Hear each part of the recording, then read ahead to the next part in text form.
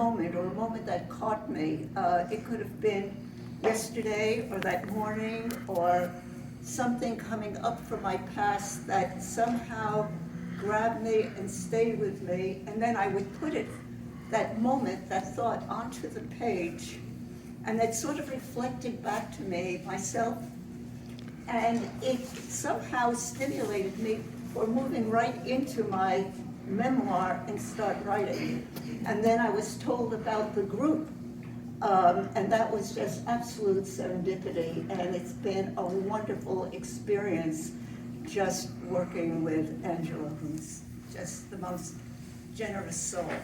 So anyway, I was told to read about 10, which I'll do now.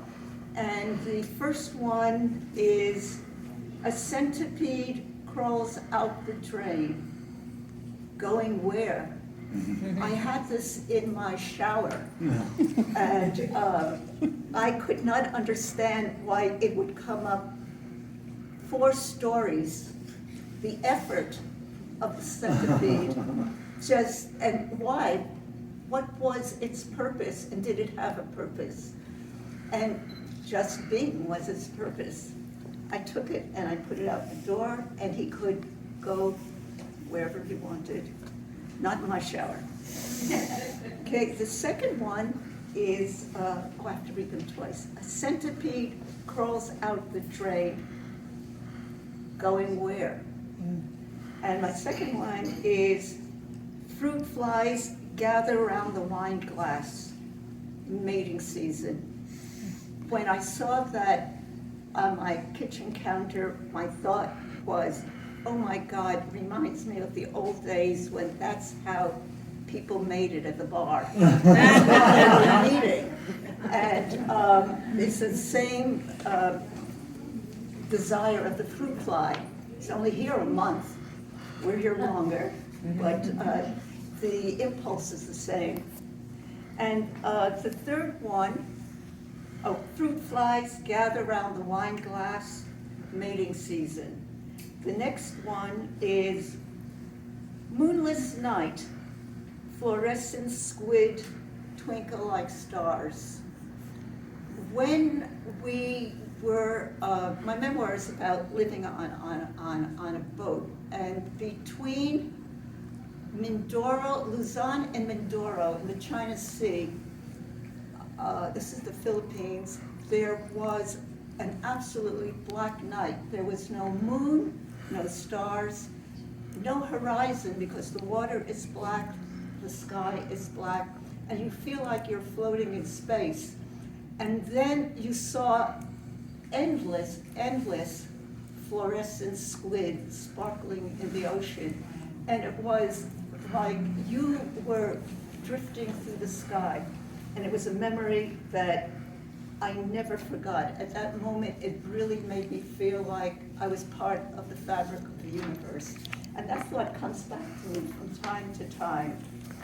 And then the next thing is, I find it because I'm using my next thing.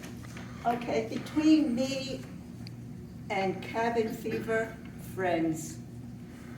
We had a very bad winter with COVID. People were locked in, nowhere to go for entertainment, no cafe, no restaurant, no one allowed in my building. Neighbors were all locked in, ordering their food. And I thought I would go crazy if I didn't have Zoom that suddenly became a very important part of my life, and email and friends calling, and that's how community continued at that time. So between me and cabin fever, friends.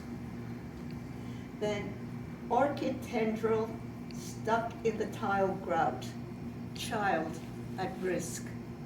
I have orchid plants, and they have these tendrils. I've had my orchid plants for about 18 years, and they put out tendrils looking for, they're parasites looking for somewhere to be able to attach and grow.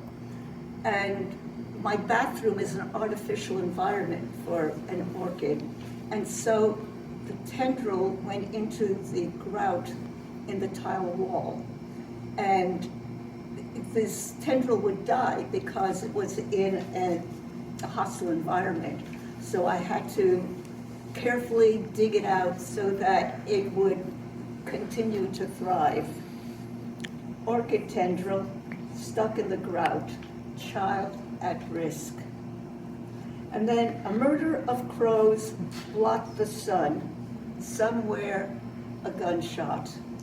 This was a very strong childhood memory when I was about 10 and I had found a secret stream where I had to go through a cornfield, down a ravine, and there was an incredible pond of clear spring water with colored stones. And this was my secret spot because it would be very difficult for anyone to really get to. Certainly an adult could never get there. And at one point I had to go through a cornfield and down a ravine. As I was going through the cornfield, there were crows and someone shot a gun. And I couldn't tell whether it was at the crows or because they saw something moving in the corn. And that was the last time I went to my secret spring. So a murder of crows blocked the sun, somewhere a gunshot. The next is Red Rover, I dare you come over, closed borders. I don't think it's in Canada, but in the States, it's a children's game where children form two rows and they link hands like a chain link fence. And one group says to the other, Red Rover, I dare you come over. And one child runs to try to break through the link. And if they do, then they become part of that other group. And it just reminded me of closed borders that are now in the States. And if you got in, or as many people, because just about, if you're not Native American, you're an immigrant in the States at one point, and you become part of the culture, and then you link and you do not permit others to come in. And I thought, isn't that interesting? It mimics what children grow up doing. It's a childhood game where I grew up. Red Rover, I dare you to come over, closed borders. And then snowed in day, my blooming orchids know nothing of SAD. They know nothing of SAD. And I love that because in the darkest days of winter, when it's bleak, there's nothing, and these orchids don't care. And they're who they are, they're what they are, they're not who. And it just reminds me that life is a beautiful thing. And they're like my teachers. And then the next one is taking a tumble on a graveled sidewalk, pavement skating. Winter is over, I believe. I don't have to mince my steps, I can stride. I have on running shoes. It's starting to get green.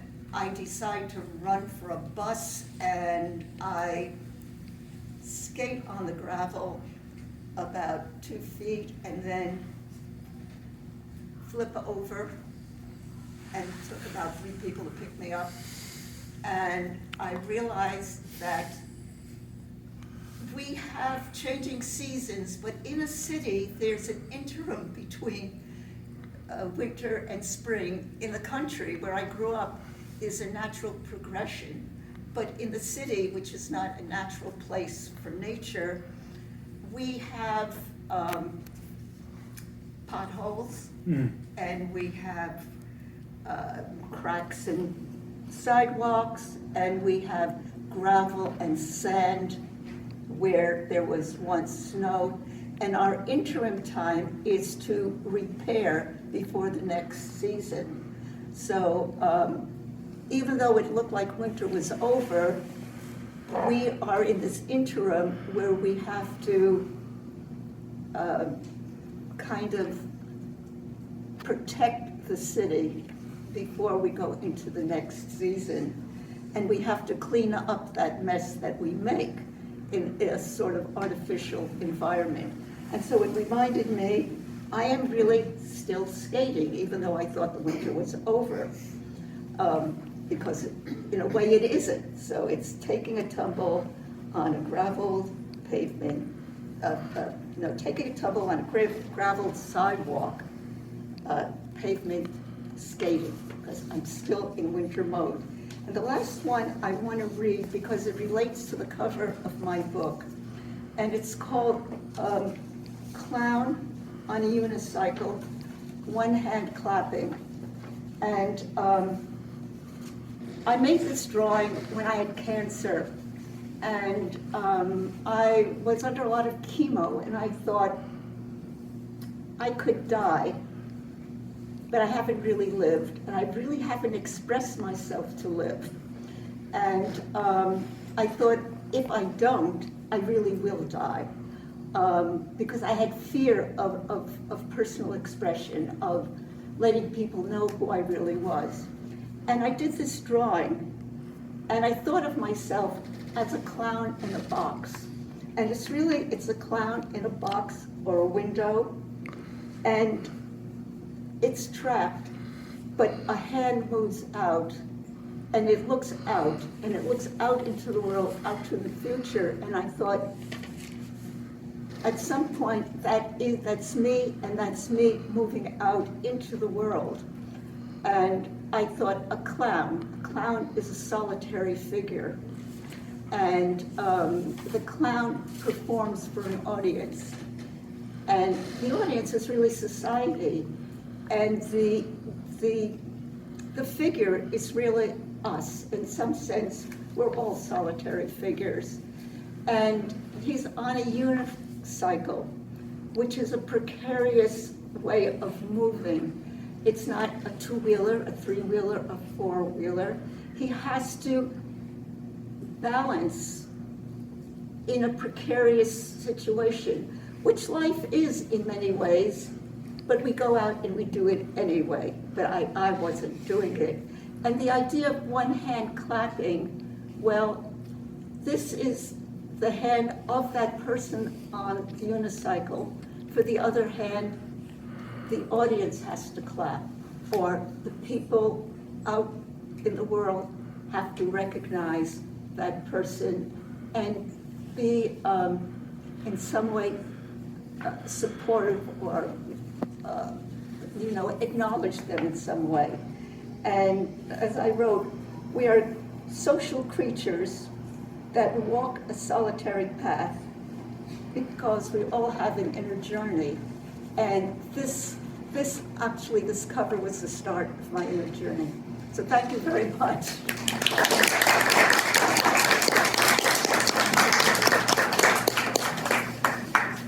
Thank you for